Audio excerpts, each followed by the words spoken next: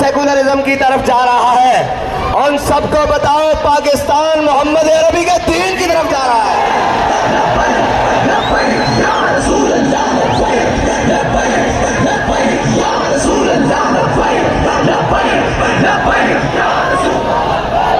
और लोग कहते थे कि गर्मी बड़ी है जी, कोई नहीं आएगा।